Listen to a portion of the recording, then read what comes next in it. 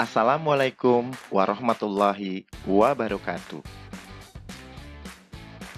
Selamat pagi semuanya. Salam sehat dan selalu bersemangat ya. Bertemu lagi dengan Bapak Sahat Mulia Sitorus. Pada pembelajaran matematika, dengan topik bahasan kali ini adalah data, tabel, dan diagram.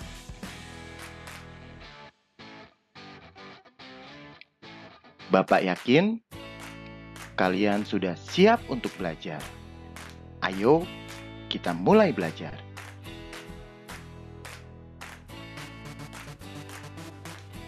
Penyajian data dengan tabel dan diagram. Data.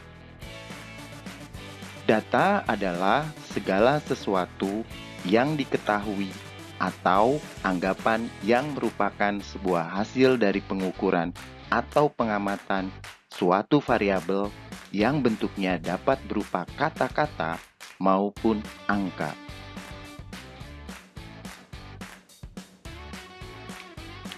Berdasarkan sifatnya, data terbagi menjadi dua, yaitu data kuantitatif.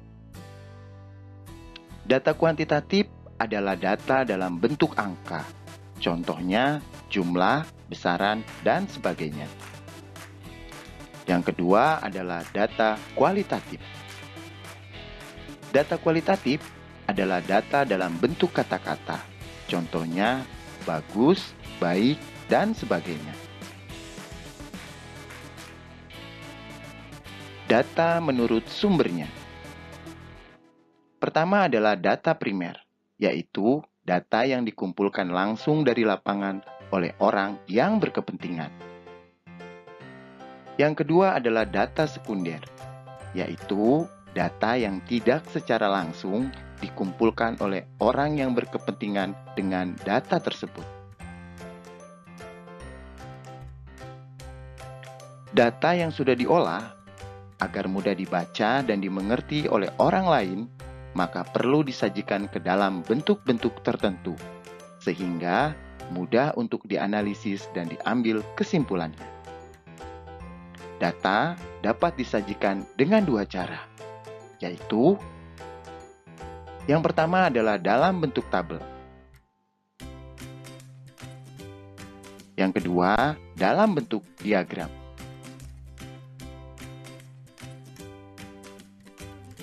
Untuk lebih memahami materi tentang data, marilah bersama-sama kita lihat contoh berikut ini.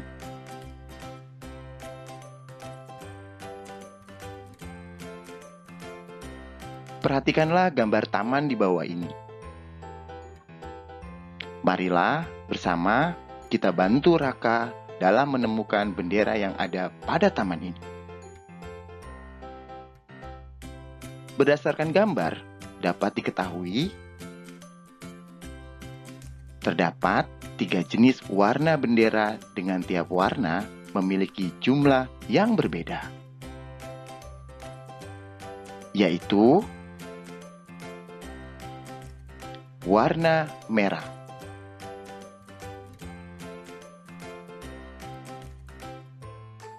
Terdapat 4 buah. Warna kuning,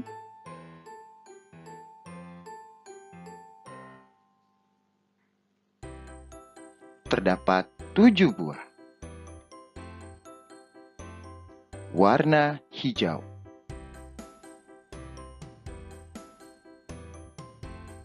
terdapat 3 buah.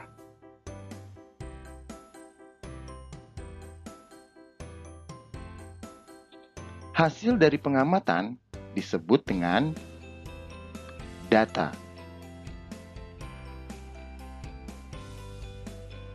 Adapun bentuk pengolahan data bersifat data kuantitatif, bahwa data dalam bentuk angka. Dan data tersebut merupakan data primer, yaitu data yang dikumpulkan atau diamati secara langsung.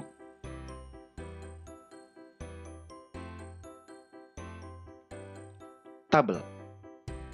Tabel adalah penyajian data dalam bentuk baris dan kolom. Gunanya mempermudah pengklasifikasian data atau pengelompokan data.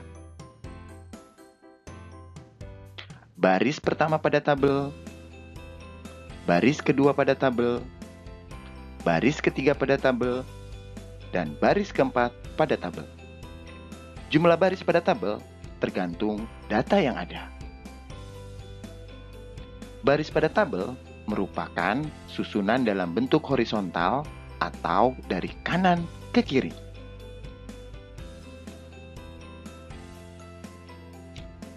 Kolom pertama pada tabel,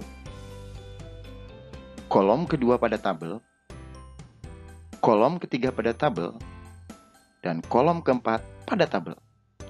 Jumlah kolom yang ada pada tabel tergantung jumlah data pada tabel.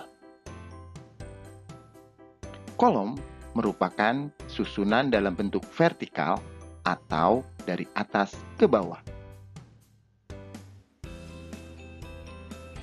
Tujuan dari penyajian data dalam bentuk tabel adalah untuk memberikan informasi dan gambaran mengenai jumlah secara rinci, sehingga memudahkan dalam melakukan analisis terhadap suatu data yang disajikan.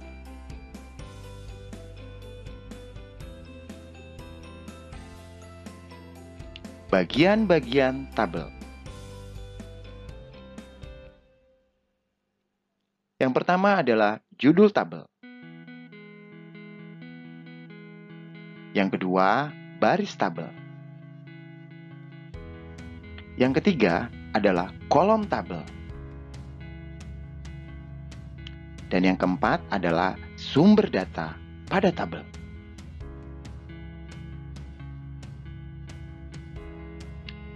Berdasarkan tujuan dan kebutuhannya, ada bermacam-macam jenis penyajian data dalam bentuk tabel. Di antaranya, yang pertama, tabel baris kolom. Tabel baris kolom adalah bentuk penyajian data yang terdiri dari baris dan kolom. Tabel baris dan kolom ini dapat dibedakan menjadi 3 jenis, yaitu tabel satu arah, tabel 2 arah, dan tabel 3 arah. Tabel 1 arah. Tabel 1 arah adalah tabel yang berisi suatu sajian data mengenai suatu hal atau satu karakteristik saja. Tabel ini merupakan bentuk tabel yang paling sederhana.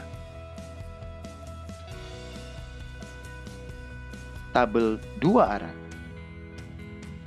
Tabel 2 arah adalah tabel yang terdiri dari 2 karakteristik atau 2 kategori.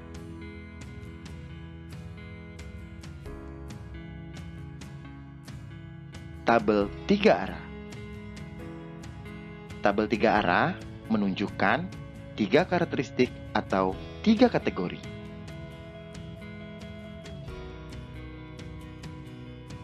Yang kedua adalah tabel kontingensi. Tabel kontingensi merupakan bagian dari tabel baris kolom. Namun, tabel ini digunakan untuk menyajikan suatu data yang memiliki lebih dari satu kategori atau pengelompokan. Yang ketiga adalah tabel silang. Tabel silang adalah bentuk penyajian data yang dapat memberikan informasi mengenai 2 hal atau lebih yang berkaitan antara yang satu dengan lainnya.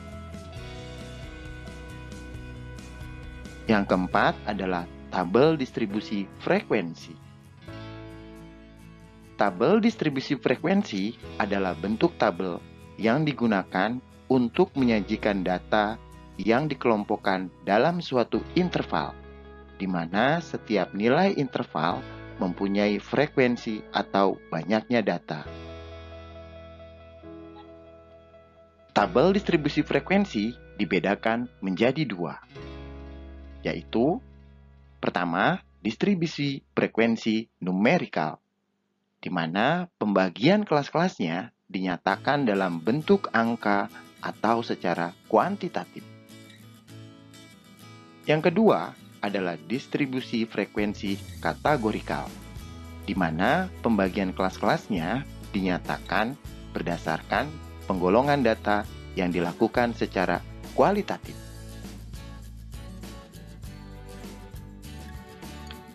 Untuk lebih memahami materi tentang tabel, marilah bersama-sama kita lihat contoh berikut ini. Rainaya mendapat tugas untuk membuat tabel banyaknya kendaraan yang melintas di depan sekolahnya.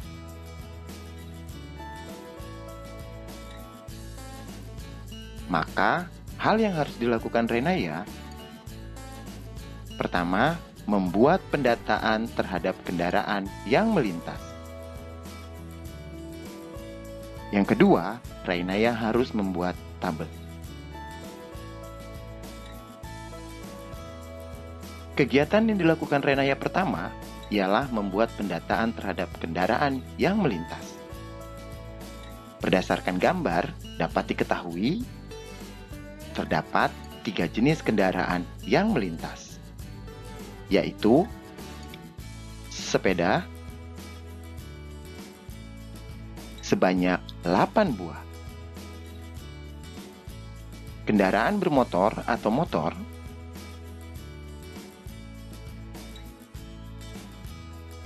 sebanyak 5 buah, mobil sebanyak 3 buah.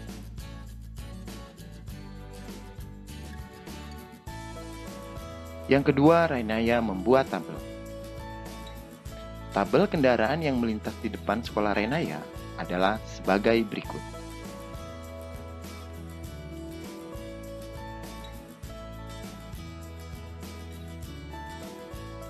Diagram. Diagram adalah suatu gambaran untuk memperlihatkan atau menerangkan suatu data yang akan disajikan.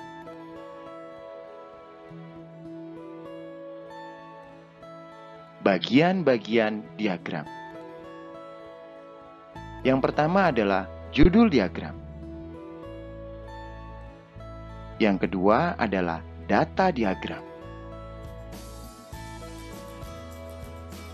Yang ketiga adalah gambar diagram. Yang keempat adalah garis petunjuk. Dan yang kelima adalah sumber data diagram.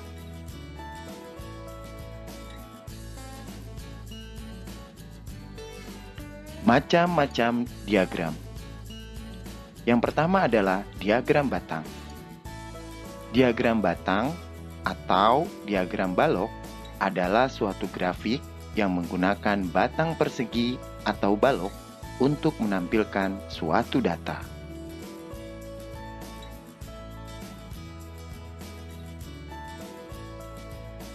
Yang kedua adalah diagram garis.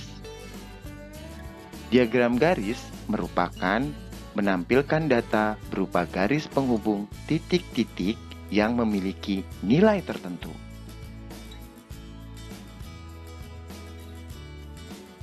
Yang ketiga adalah diagram lingkaran atau disebut juga pi. Diagram lingkaran merupakan suatu diagram yang menyajikan nilai atau data dalam bentuk lingkaran.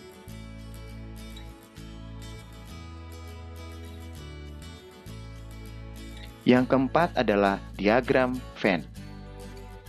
Diagram Venn merupakan jenis diagram yang di dalamnya memuat elemen-elemen dari suatu himpunan.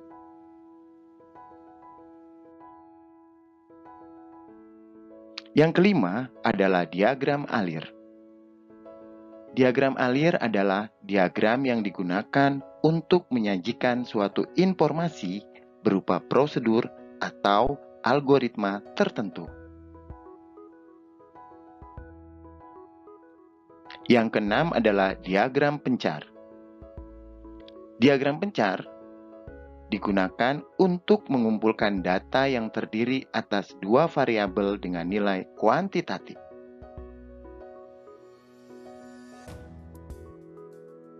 Yang ketujuh adalah diagram batang daun.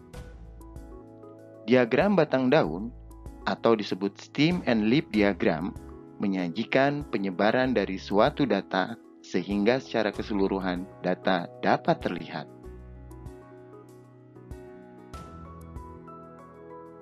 Yang kedelapan adalah diagram piktogram. Diagram gambar dapat disebut sebagai piktogram yang menggunakan gambar-gambar untuk menyimpulkan suatu data.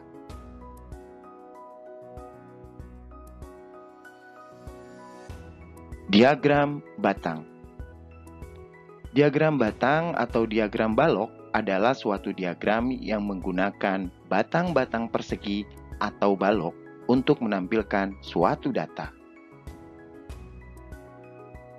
Panjang pendeknya batang dalam diagram batang ditentukan oleh jumlah nilai dari data yang ada.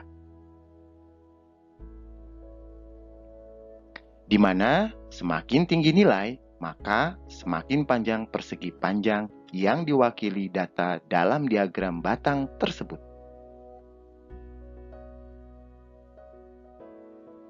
Adapun lebar batang memiliki ukuran yang sama dan saling terpisah antar batang diagram.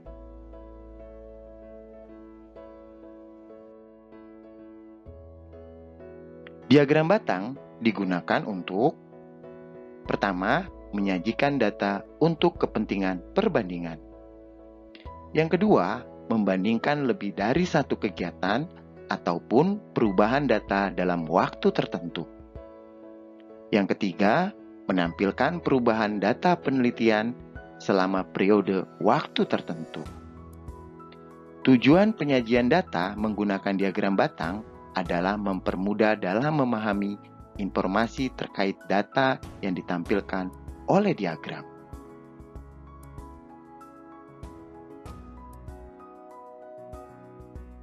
Jenis diagram batang. Yang pertama adalah diagram batang vertikal atau tegak, yaitu diagram yang menampilkan suatu hasil kegiatan pengumpulan data secara vertikal. Sedangkan nilai frekuensi datanya digambarkan secara vertikal. Dan nama kategori pada diagram jenis ini ditulis pada sumbu horizontal.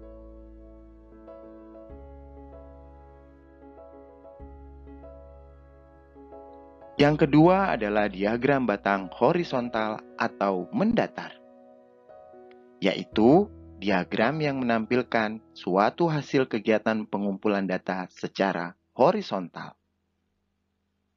Pada diagram ini, nama kategorinya dicantumkan pada sumbu vertikal. Sedangkan nilai frekuensi datanya digambarkan secara horizontal.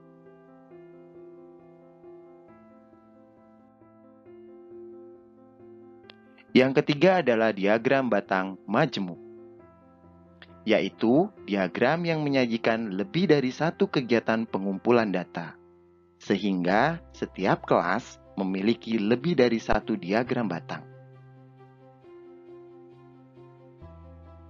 Pada diagram ini, ada dua jenis data yang dimasukkan dalam satu kategori. Digambarkan secara bersebelahan dan berbeda warna agar mudah untuk membandingkannya.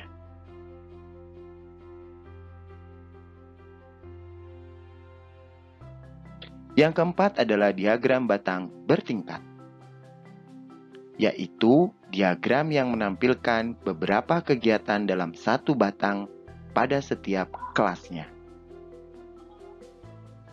Pada diagram ini terdapat dua jenis data yang digambarkan dalam satu batang. Sehingga satu batang memuat dua jenis data.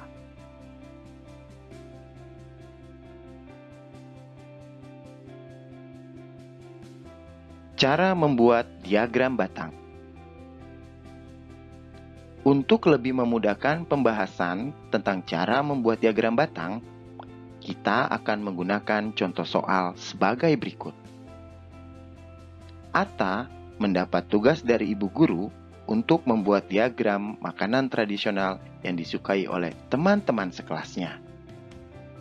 Hal yang harus dilakukan Atta adalah: pertama, mendata kue tradisional yang disukai oleh teman-teman sekelasnya, baik melalui wawancara ataupun pengamatan, hingga akhirnya Atta mendapatkan data sebagai berikut.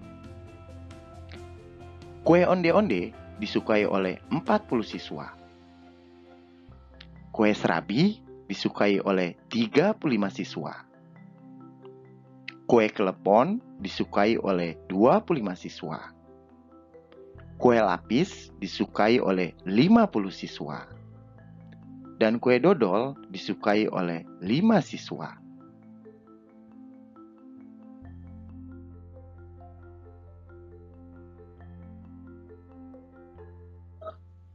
Yang kedua, menyiapkan data tersebut dalam bentuk tabel. Hal ini bertujuan untuk mempermudah dalam pembuatan diagram.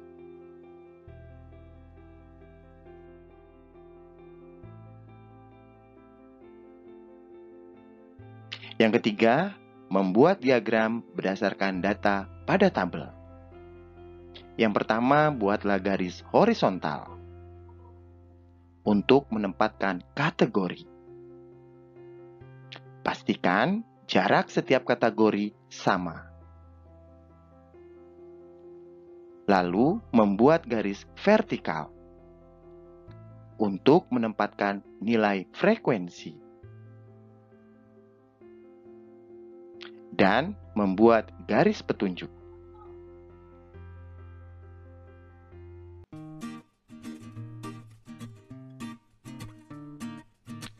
Lalu, tandailah puncak nilai frekuensi masing-masing kategori sesuai data pada tabel.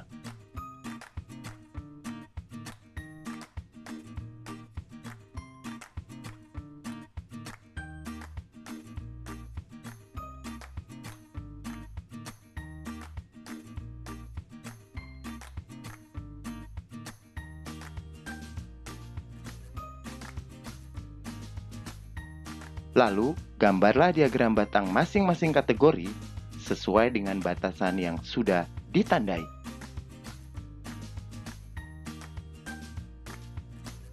Berilah judul pada diagram yang sudah selesai dibuat.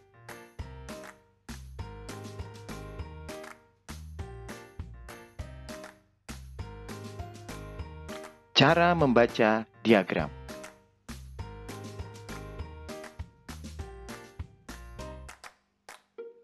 Yang pertama, bacalah judul pada diagram tersebut. Pada contoh, diagram kue tradisional yang disukai teman-teman sekelas Atta. Yang kedua, bacalah bagian-bagian kategori pada sumbu horizontal. Disesuaikan dengan nilai frekuensinya pada sumbu vertikal. Di mana kue onde-onde disukai oleh 40 siswa. Kue klepon disukai oleh 25 siswa. Kue dodol disukai oleh 5 siswa. Kue serabi disukai oleh 35 siswa. Kue lapis disukai oleh 50 siswa. Yang ketiga, buatlah kesimpulan dari diagram. Didapatkan bahwa semua siswa menyukai kue lapis.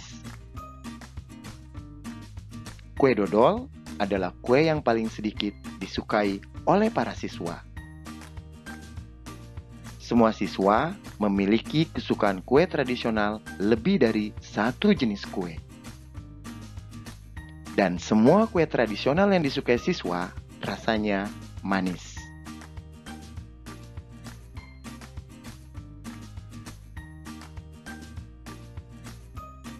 Untuk lebih memahami materi tentang diagram, Marilah bersama-sama kita lihat contoh berikut ini.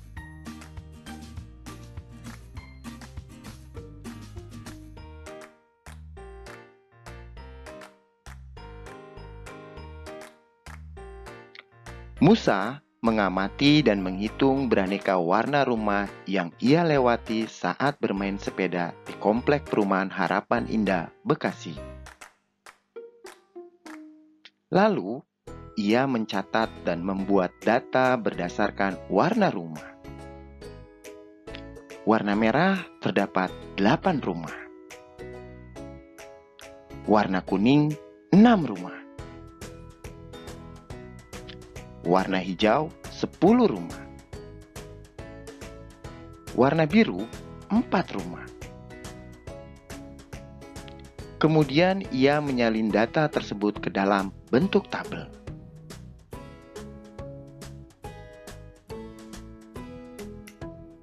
Sekarang, Musa akan membuat diagram berdasarkan data tabel yang dimilikinya.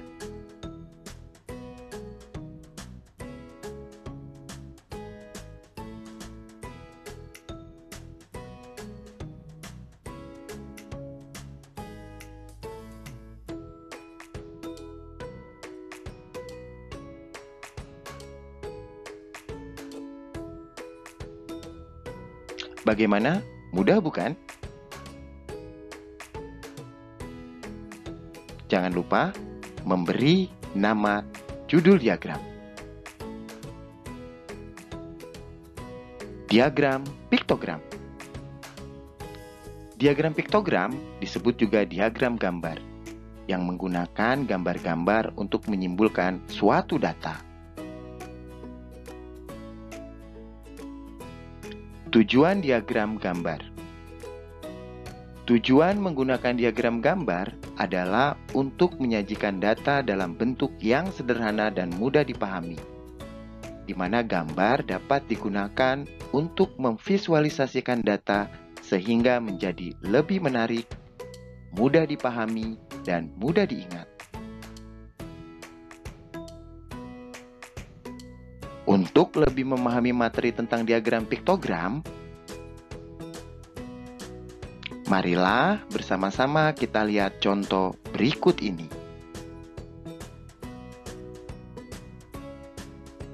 Fatih, Runa, Bian, Bagas, dan Benjiro sangat senang telah selesai melaksanakan kegiatan amal di sekolahnya dengan sangat baik.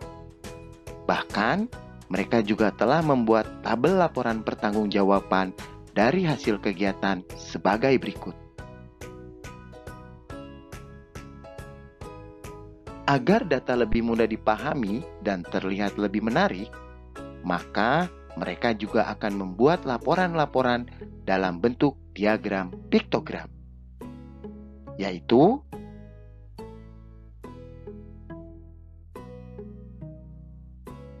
diagram laporan penerimaan barang.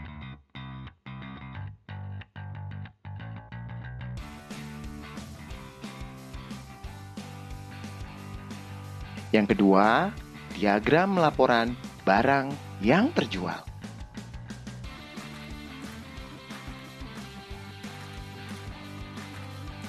Yang ketiga, mereka membuat diagram laporan sisa barang.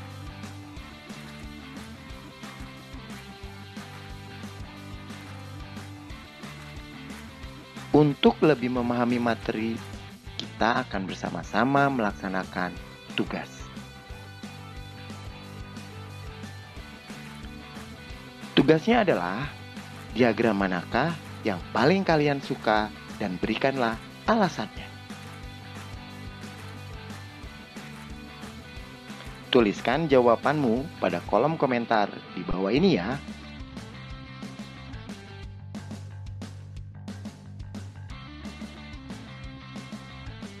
Bapak cukupkan sampai di sini. Selamat belajar dan tetap semangat. Terima kasih banyak. Billahi taufiq wal hidayah.